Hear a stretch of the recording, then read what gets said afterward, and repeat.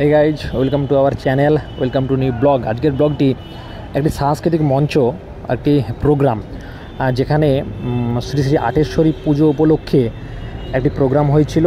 Dance academy, অনেক জনপ্রিয় যেই একাডেমির নামটি তোমরা হয়তো জেনে থাকো। পশ্চিমবঙ্গে সুনামধন্য সেই অরূপ ডান্স একাডেমি পশ্চিমবঙ্গের মধ্যে অনেক একাডেমির মধ্যে অন্যতম। তোমরা দেখেছো হয়তো।